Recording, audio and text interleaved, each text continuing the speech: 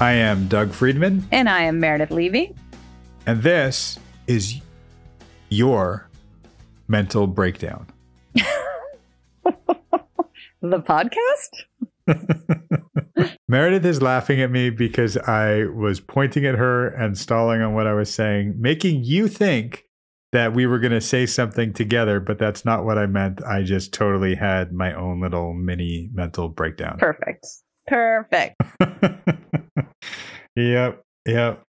Oh, man. Speaking of mental breakdowns, we have been off of Drew for a while, and I have been broken down about this, and it really bothers me because we missed an entire audio file of his. We've had a few where, like, I don't know how it happens because he records on his own mic, sends me the file, and I record the Zooms.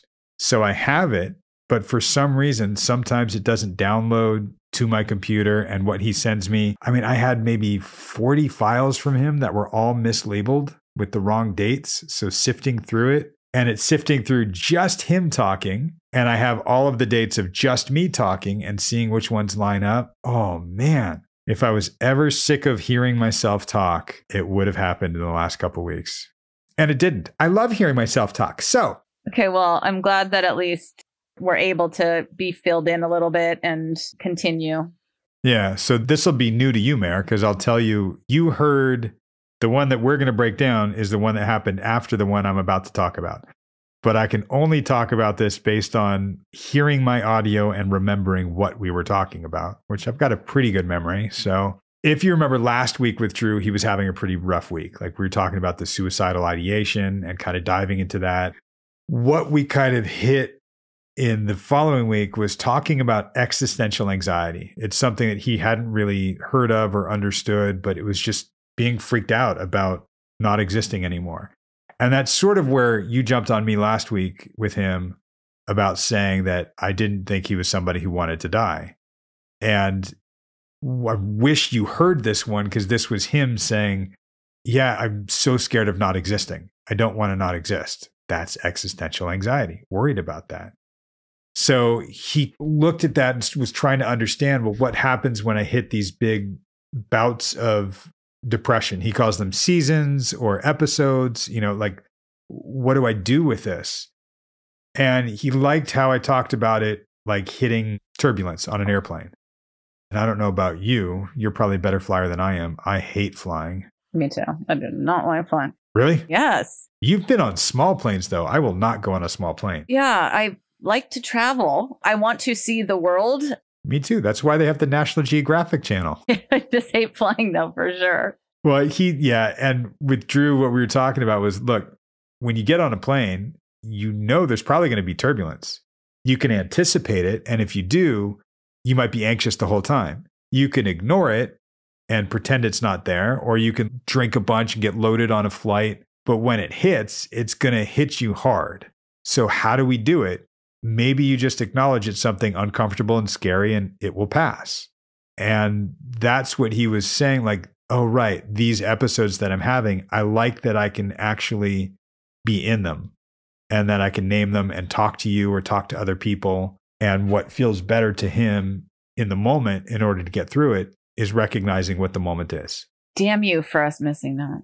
Yeah, it bummed me out that we don't get to hear that. A lot of how he was talking about it, what he liked was, I like that I have people around me and not knowing how to tell them I'm having turbulence or what to go through. Like, maybe you don't have to. Maybe you can just let them be there and see what happens when somebody's there for you. And it's something that it was really, really hard for him to come around to. He kind of brought back the love languages, how he loves that. And he feels this, guilt for, if somebody's going to be there for him, he needs to provide a service to them. He's like, I want to give an act of service, but I can't. And I was saying, like, well, what if you shift to thinking about it as quality time? Maybe what you're doing is letting them spend quality time with you. He wants to provide them an act of service? Yeah, for being there for him when he's feeling depressed. I see. And then even going like, well, maybe you can use words of affirmation and you could thank them. Because he's thinking of it in terms of wanting to give a love language that he knows people recognize. Like, but what if acts of service aren't it for them? coming around with some way to appreciate people being there for him is something new. And that was a lot of what we were talking about. Not making the thing okay, but making it okay that people can be there with you and you're just not alone. Yeah, that's an interesting one also. I mean, obviously it's connected to the one before, just in terms of talking about the fear of not existing. Interesting that you linked that. What he was talking about, in a sense, in the one that you guys missed, is just existing with somebody in the moment without providing anything or doing anything or giving any value at all, just being. And that's something that he's historically not very comfortable with. And you'll hear in the session that you guys are about to hear, you'll hear him say something pretty close off the bat about that. So he kind of took it to heart, which was really nice. That's kind of the backdrop of the missing session. It's a bummer you guys didn't hear it, but at least we had my audio. And if any of you want to hear just my audio, just me talking for 50 minutes, well, you can't. I'm going to spare you that. That won't happen. What you will hear is the next session. So this is the one right after what I was just describing to you guys. And we will be back in a little bit and break it down for real.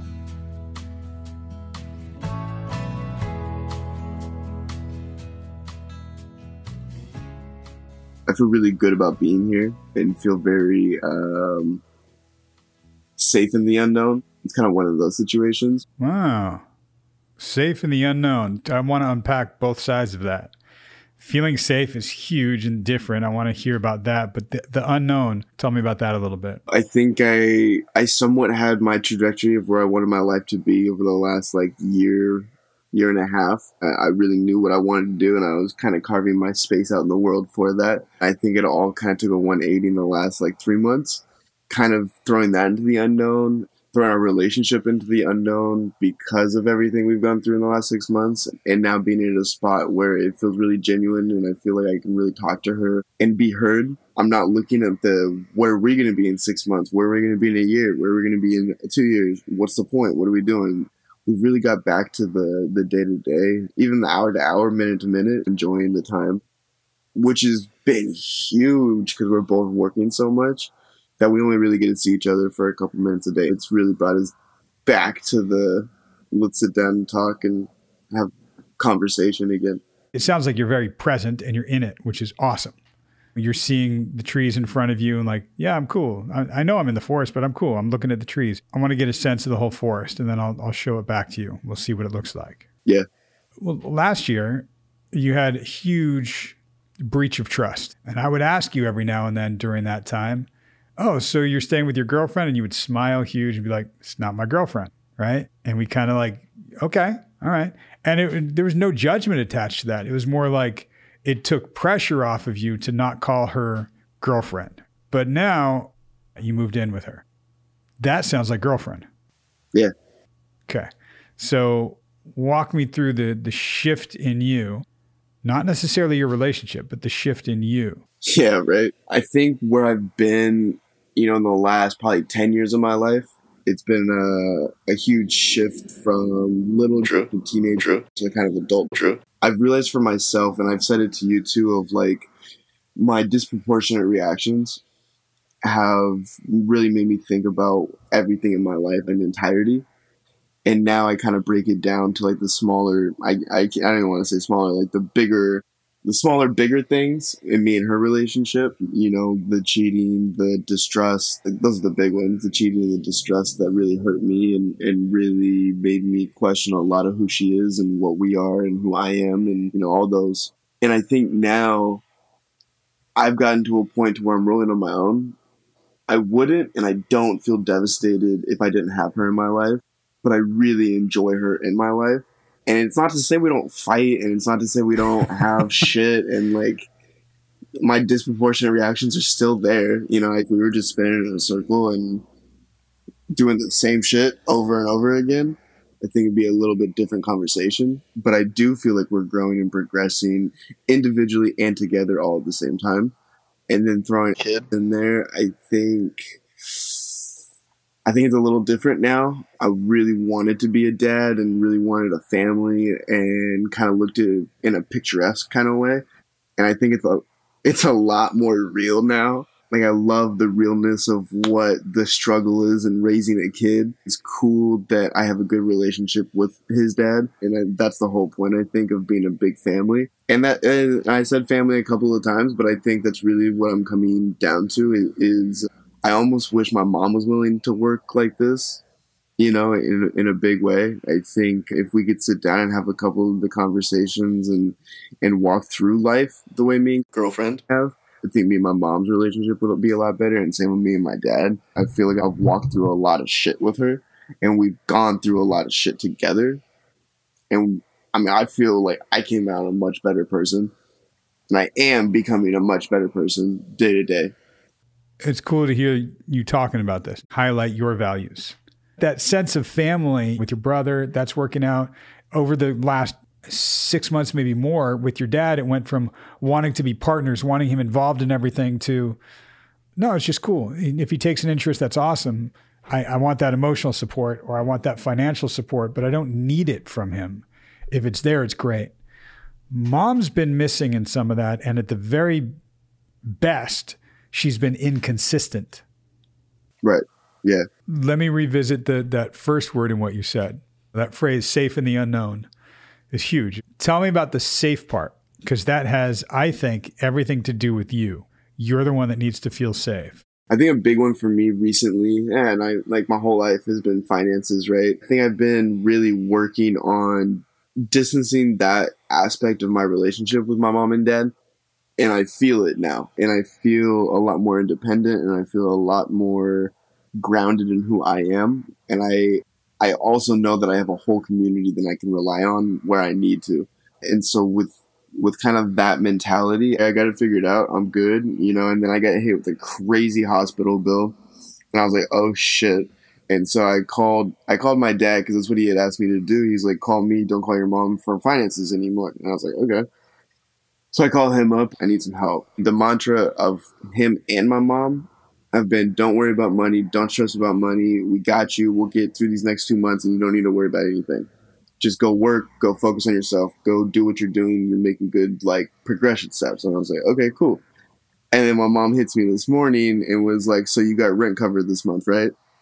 I'm bringing that example up too, because even a month ago, maybe, you know, it would have devastated me, where now it's like, okay, like, I can figure this out. I almost feel like I switched, you know, I was walking the tightrope with my parents, and now I'm kind of my safety net, you know? So I realized in myself, like, how strong I really am and how much I can really do. I still need help. I don't have it all figured out. Like, I know myself a lot better now than I ever have. And I've taken myself for a couple of test drives, and I feel like I'm kind of letting the wheels come off and the training wheels come off. I just feel very safe in myself. I'm going to hit two things: trust, inconsistency, or consistency. We're going to bring it back to trauma response. What you're describing is, I feel more safe within myself. I'm okay. There's a lot of change and inconsistency around me, and I know I'm okay. And even if I don't feel okay initially, I know I am okay. Yeah. That's you reassuring yourself and healing yourself from trauma. When there's a change, when there's an inconsistency, all of that stuff triggers you. And part of that trigger you have taken as, it's my trust issue. It's not about trust. It's a trauma response, because your system goes back to, you know, feeling traumatized. And when we're initially traumatized, when something like incredible is happening, you know, we go into that fight or flight response. It's not just fight or flight. It's fight, flight, freeze, or fawn. Those are the four typical responses to a threat, right? And when there's a trauma, when there's a threat, our system goes into that fight or flight, freeze or fawn mode. And we're in that mode, and we need to protect ourselves. You know, we choose one of those modes unconsciously, sometimes consciously, as a form of protection to respond to the threat. Yeah. Your system works great because it does that. With trauma, you kind of get locked into that system, and you stay there Sometimes your body will even stay locked in. How's this stuff hitting you right now? It makes a lot of sense. I think my flight is my strongest out of all of those, and I think where I feel most secure. And then fawn is probably second. And it's interesting because I haven't heard that one. And so like hearing you say that, I feel like I'm either all out or all in. I'm interested to see what the opposite is, what in trauma happens now when I can recognize, oh, I'm flying. Like I should kind of land a little bit and figure this one out. Incredible things are happening to you. You're actually telling your system it's safe. Even when you don't feel okay, it's okay to not be okay. That's part of you telling your system it's okay. You don't have to go into fight or flight. There's no real threat here. We're all right. I'm safe in the unknown. The unknown used to trigger that. Yeah. Right? Some of the things that I said back to you, like going back 2 years, were so in moments like this, I can refer to it and you'd be like, oh, right. Like I would say things like, yeah, you've got that go mentality. Yeah. Like, yeah, I'm always going. Yeah, I'm Superman with the cape. You go into that fight or flight mode. That's what you know. It's a great get shit done mode when we choose it, when we're aware of it. And then we do everything to not get triggered, and even rifling through her phone or checking, for bottles everywhere at your mom's house. Like that's a version of it too. When you're where we are right now, yeah, I don't need to go through your phone. Yeah, if you're cheating on me, yeah, I'm out of here. It's okay. Yeah, if you're drinking again, you're drinking. That's your thing. I'm okay. Yeah. I think I actually experienced that about a week ago. My mom was going to Tennessee. I don't know what we were talking about. Might have been a hospital bill. It was something. It was something important to me. And she just didn't remember any of our conversation. I can remember the feeling and what it was and thinking to myself of like, damn, this has been my whole life just like this. And almost like choosing of like, well, I'm either going to be hella sad about this and really like distraught over my mom not being okay. I basically remember making the decision of like, that's her. Like, I love her so much and it has nothing to do with how much I care about her. But I can't love her and go take care of her and fix everything all at the same time.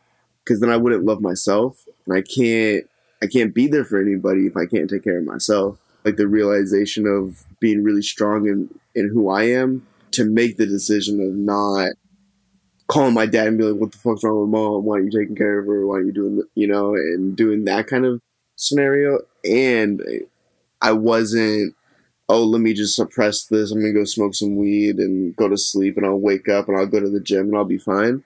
It was like, I came home, talked to a girlfriend, say, hey, this shit sucked. Feel horrible about it. All of that sounds like you're not getting triggered by, like you're actually responding to things instead of reacting to things. Yeah. It doesn't mean you're going to like all of them. You needed to feel that out and walk through that, and it's even, things that seem little to you that are actually reshaping your brain subtly. The only thing you can count on in life is that it will change. Yeah, everything does. You're already moving towards response, not react. I think it's really allowing me to take a step back from the moment. I think we've talked a lot about getting back into the moment. And while I'm there, I feel as these kind of situations arise, it's not such a, I need to fix it right here, right now. It's okay, let me kind of take a couple of days and just kind of like sit on it and figure it out and progress and see how it goes. It doesn't mean that you're just meek and mild all the time and people can run all over you. Like you are having what we've worked on, boundaries.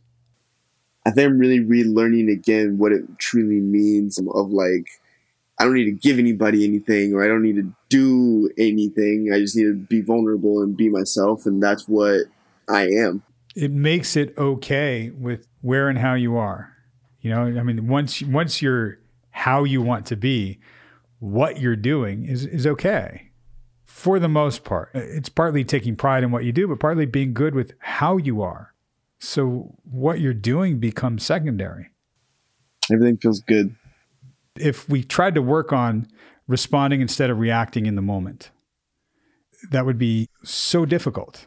A lot of the work that we've done is paying off in ways where some of these subtle shifts in you have become big. It's sort of like steering a giant ship, a tanker.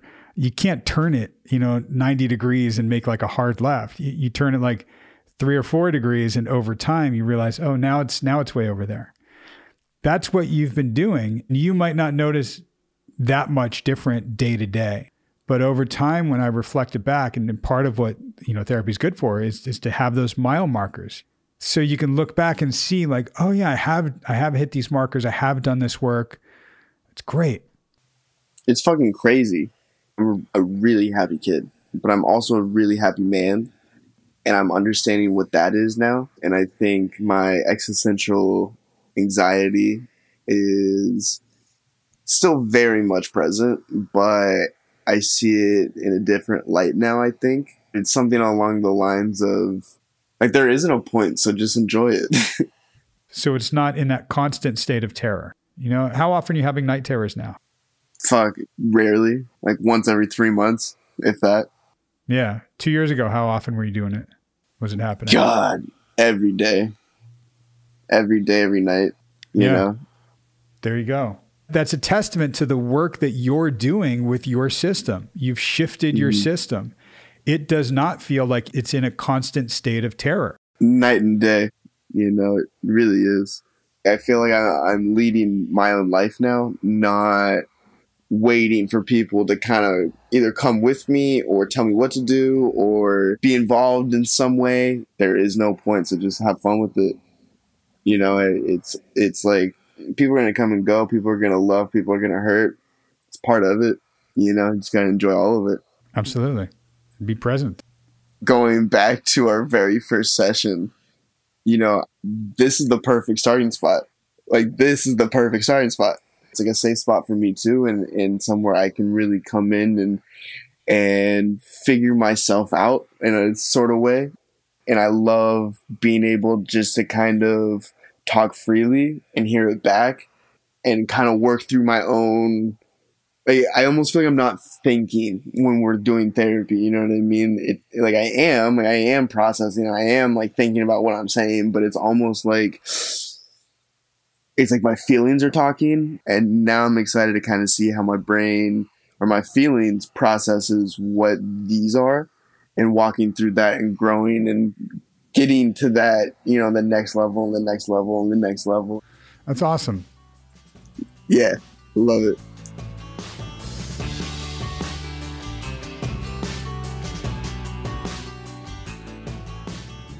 And we're back. Hello. Hello. We are back. We are back. We are here breaking it down and doing what we do. I loved how he started out just saying that he feels safe in the unknown. That's what I was talking about, why I wanted to give you the fill-in for the last session that we had, because talking about existential anxiety and just being able to be there, I think that was almost instant to start the session that he said that. It was like, wow, okay, that's a switch. And it was real. Well, and then talked a lot about what that meant and about the girlfriend. Let's just jump to that. I no longer have to say girlfriend, not girlfriend. I'm pretty confident we can just say girlfriend at this point. Wow, Drew, big step. Did we know he moved in with her or no? Was that new? It just pretty much happened. He'd been spending a lot of time with her and at her place, and she's got a kid. They are now actually living together. Wow. And now I can just say girlfriend. Him saying like, yeah, her kid is part of my life now too. I know, he kept saying family. That was so cute. Well, family. And also was able to say, I wish that I could have these types of conversations with my mom in the way that they're able to talk. Or I guess he gets along with his girlfriend's kid's dad. Is that what he was saying?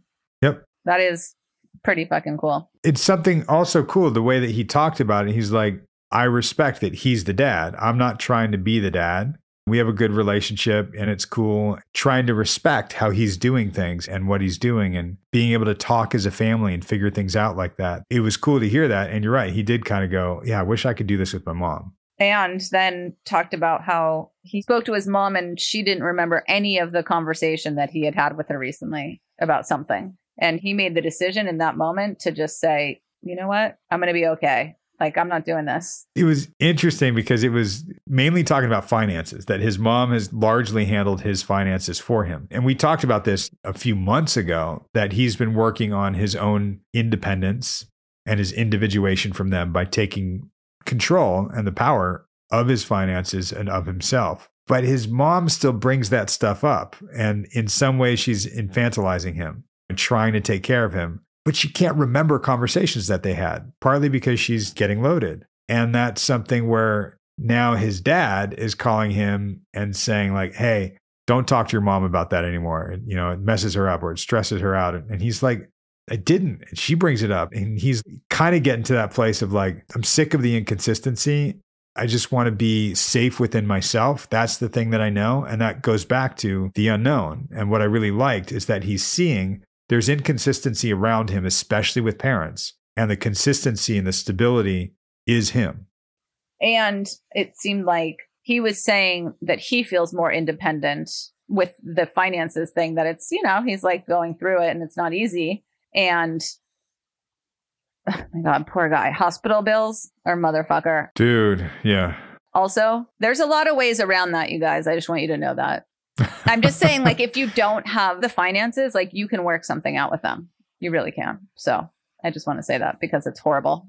And I think he's got such tremendous fear about this because he doesn't know how to do that. And it's trying to kind of reassure himself that he can handle these things. He said something that was cool. He was like, yeah, I think I've gone from little Drew to teenage Drew to kind of adult Drew. In his relationship with his girlfriend, I love that he said, like, I feel like we're growing and regressing individually and together all at the same time. And that's really supporting each other as they grow, which is what's happening. It's nice to hear him do some of that. It's also still really tough because it's not just going to change just like that. He still has those, I called them trauma responses a few times in the session, and trying to highlight for him like the fight or flight thing that he goes into. Yeah. And he talked about, what did he call? Oh, disproportionate reaction, the incongruent reaction. And he's aware of that. And you said the responding instead of reacting. I think just him noticing that he can even do that is amazing. It's cool to hear him taking a beat before something. Like, wait, hang on. Let me respond. And it's something that I highlighted for him in this about that go mentality he used to have, and that putting on the cape and being Superman everywhere he goes and getting shit done. And that's like giving yourself a moment to just pause and come from a slightly different place where you don't have to go. And it's different for him. Again, why I mentioned the fight or flight response, because a lot of him is fawn. He will people please, and he will take care of everybody and take care of everything, and it burns him out. And I think he's realizing that, and he's at a place where he's, I think, got a good perspective on looking at mom and dad and just kind of going like, what the fuck? And sometimes he will just kind of go like, fuck it, I'm going to go to the gym. I'm going to smoke weed. I'm going to do this. And now he's just going to his girlfriend and going, this sucks. Here's what's going on. A very telling thing to me is when he said, yeah, I wish I could have these conversations with my mom. I'm thinking like, yeah, and you're having them, period. Amazing. He's really, I forgot.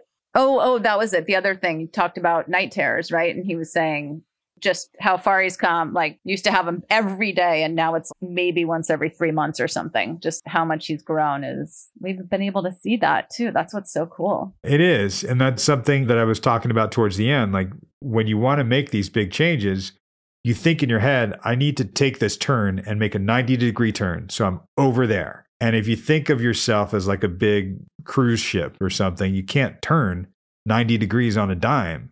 You have to turn like 3 or 4 degrees and trust that in time, you will be at the point you would have been had you made that hard left turn. So it's very different, but yeah, so cool that he can see like, oh, right, this is happening. And like you said, Meredith, you guys are seeing it too, that he isn't having night terrors every day. You know, we didn't talk about it. And I think he brought it up. Or maybe I just said like, right, it's sort of like the night terrors. You're not in that constant state of terror, that constant state of alert. How often do you have them? He's like, I don't know, every 3 months. Like, yeah, it's really cool. I'll take some credit for guiding the ship, but he's the one that's turned it. You're doing the work together. That's what it's about. Yeah. And something he said right at the very end that I loved, he was like, it feels like this is the perfect starting spot for us now. And that's something I'll say to clients too. When you feel like you're in a rut with therapy or something, if you think about where you've been and where you came from and where you are now, it's so different. I will give clients the homework to come to their next session as though it's our first session, so they can present to me as they are right now. And that's essentially what Drew said. Like, I don't feel like I'm where I was a couple years ago. Now I feel like, cool, we can really get to the next level, then the next, then the next. Yeah, it's funny you say that too, because I was thinking about, it's been a while since I've had my own therapy, my own therapist, and, whatever, but it's time to go back. And I was thinking to myself, where would I start? Like, what would I say? I kind of want to just say like, hey, you guess. Right. Let's just see what you got. Right. And that is sort of what you can do. Like, you just walk in and you go, yeah, well, let's do this. Well, what do you want to do? Well, I don't know. What do you got? I can just spew, or you can direct me. Exactly. I think it's a great thing, like starting therapy, no matter where you are, even if you've been in therapy for a while, to just kind of go, here's where I am right now. And here's where I think I want to be. I don't know. You tell me. I could just throw it all out there and you can make sense of it, or what? That's what we do for some people. It's great. And I'm very glad that you're getting back into therapy. I'm sure everybody is. We're all happy for you, Meredith. Thanks. Oh, wait. Sometimes it gets worse before it gets better. Oh, you guys look out. Bring it on. Okay. So, yay. Excited to hear the next step for him. We will be back for the next level the next time. And for now, enjoy the rest of your day. Bye. Bye.